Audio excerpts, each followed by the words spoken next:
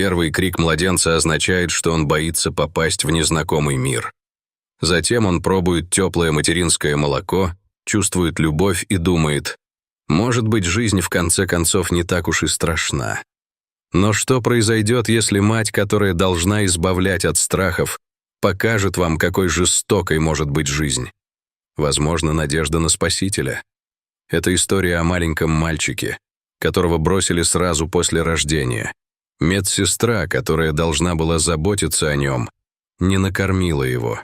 Первые несколько часов, которые он провел в этом мире, были наполнены болью и голодом. Вся история начинается с того, что Элиза Мари, мать ребенка, тайком сбегает из больницы сразу после родов. Никто не может объяснить, как она это сделала. Элиза была единственным ребенком в семье женского пола. Ее мать умерла, когда девочке было 3 года, оставив ее на попечение отца и старших братьев. В отличие от многих, кто рос бок о бок с мальчиками, она была настоящей леди. Ее отец прилагал все усилия, чтобы она не чувствовала маминого отсутствия, заплетал ей косички и покупал яркие платья. Но у него просто не получалось все сделать правильно. Все считали ее странной из-за ее странного чувства стиля и высокой прически, из-за чего у нее было мало друзей или поклонников. Не помогало и то, что ей приходилось носить очки и брекеты. Сверстники в основном игнорировали девушку. Когда все остальные получали впечатляющие предложения на выпускной и огромные подарки на День Святого Валентина, она стояла в тени, страстно желая, чтобы ее признали. И вот, наконец, это случилось. На предпоследнем курсе старшей школы у Элизы появился поклонник — Рон. Рон поступил в школу в том же году. Будучи умной девочкой, директор школы попросила Элизу показать ему окрестности и помочь с учебой. Рон не обращал внимания на ее неловкость, и через некоторое время они с Элизой стали парой. Во время их отношений она и ее парень начали делать то, что ей не нравилось. Она не была наивной, но стремилась угодить, и это доставляло ей неприятности. Ее желание угодить привело к тому, что она забеременела. Она заподозрила это, когда у нее задержались месячные, но отогнала эту мысль. Когда у нее появились серьезные симптомы, она поняла, что ей нужно пройти тест. Она купила набор для беременных и обнаружила, что беременна. В магазине, где она купила набор, продавщица дала ей листовку, в которой указывалось, где она может сделать аборт. Убедившись, что она беременна, она решила последовать молчаливому совету продавщицы и избавиться от ребенка. Однажды она сбежала из школы и отправилась в это место. Это было пугающее место, но она приняла решение. Когда она собиралась войти в это место, она увидела 2 молодых людей, плачущих у входа. Их друг умер во время процедуры. Она тут же развернулась и направилась обратно в школу. Это был тревожный звонок. Она знала, что не сможет сделать аборт, но понятия не имела, что делать дальше. Элиза не могла ни с кем разговаривать, потому что ей было очень стыдно. Она даже разорвала отношения со своим парнем, не объяснив ему причин. Она не хотела, чтобы он принимал участие в принятии решений. Когда ее беременность стала заметна, подросток ушла из дома, оставив лишь записку, в которой говорилось, что она собирается найти себя.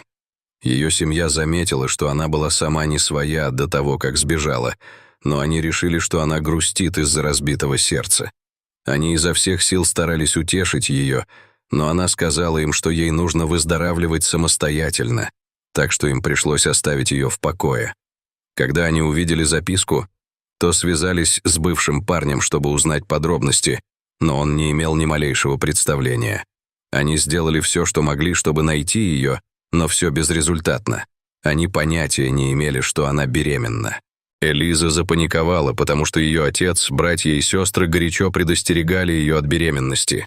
Братья и сестры всячески оберегали ее, и она не знала, как далеко они зайдут, если узнают об этом. Все месяцы, предшествовавшие рождению ребенка, Элиза жила ужасной жизнью. Она устроилась мыть посуду в ресторан, но ее зарплаты едва хватало на то, чтобы прокормиться, поэтому она стала работать на нескольких работах чтобы прокормить себя. Ей было всего 17 лет, и она мало что умела делать. Элиза знала, что не сможет сама позаботиться о ребенке, но решила не втягивать в это свою семью, как бы плохо ей ни было. Она начала думать о других способах избежать появления ребенка в своей жизни. Однажды во время работы у нее отошли воды. Ее срочно доставили в больницу, и после нескольких ужасных часов схваток ребенок появился на свет. Медсестры забрали у нее ребенка, чтобы помыть его. Когда одна из них вернулась, чтобы покормить ребенка, они нашли только записку.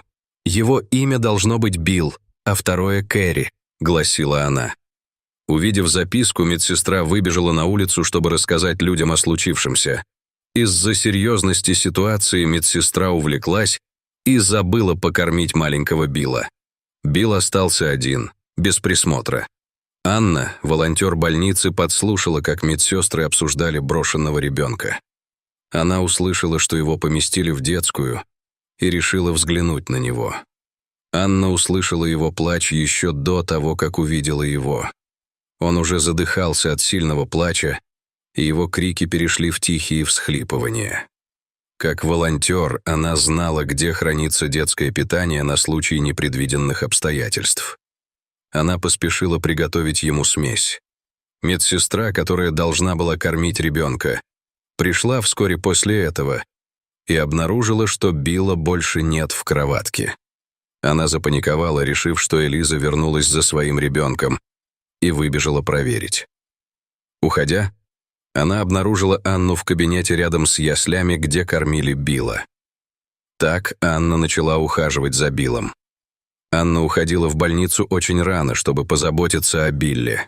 Она забирала его, кормила и присматривала за ним, пока не требовалась помощь в другом месте. Иногда медсестры оставляли ее одну на весь день присматривать за ребенком. Однажды Анна пришла в детскую и обнаружила, что дыхание Билла затруднено. Она была так напугана и позвала медсестер. Было проведено несколько анализов, и врач обнаружил, что у него в дыхательной системе скопилась жидкость. До этого больница начала искать способы пристроить Билла домой. Они обратились в социальные службы, но из-за болезни Билла его оставили в больнице, пока он не поправился. Представители социальных служб попросили вернуться за ним. Анна знала, что они начали искать дом для Билла, и не хотела, чтобы он попал в какой-нибудь другой дом. Она как бы невзначай рассказала подруге о Билле, обстоятельствах его рождения и о том, как сильно она к нему привязалась. В заключение она сказала, что хотела бы знать кого-нибудь, кто мог бы усыновить его. Анна сделала это заявление, не зная, что именно это нужно было услышать ее подруге. Сестра ее подруги несколько лет безуспешно пыталась завести ребенка. Несколько процедур ЭКО и оплодотворения закончились неудачей. Они подумывали об усыновлении, но предпочли усыновить ребенка. Это был их счастливый шанс. Подруга Анны немедленно позвонила своей сестре и рассказала ей о Билле. Сестра проявила интерес и связалась с больницей. В больнице попросили их приехать, чтобы осмотреть Билла и решить, хотят ли они оставить его у себя или нет. Увидев Билла, они влюбились в него и решили, что удочерят. Анна приодела его и причесала к их приезду. Ее радости не было предела, когда она услышала эту новость. Руководство больницы также было удовлетворено таким развитием событий. Они связались с социальными службами и занялись подготовкой документов для усыновления. Все прошло так гладко, и уже через несколько дней Билл был на пути в свой новый дом. Анна стала его крестной матерью, и, конечно, не было человека лучше на эту роль. Маленький мальчик не вспомнит обстоятельств своего рождения, пока ему не расскажут. Но одно можно сказать наверняка. Ему повезло. Возможно, он никогда не встретит своих биологических родителей, но у него есть любящая семья, которую он заслужил. Его история — доказательство того, что вам не обязательно быть родственником с некоторыми людьми, чтобы называть их семьей. Итак, что вы думаете об истории Билла? Поделитесь своими мыслями в комментариях. Кроме того, если вы нашли эту историю вдохновляющей, то поднимите большой палец вверх и подпишитесь на канал. Увидимся в следующий раз.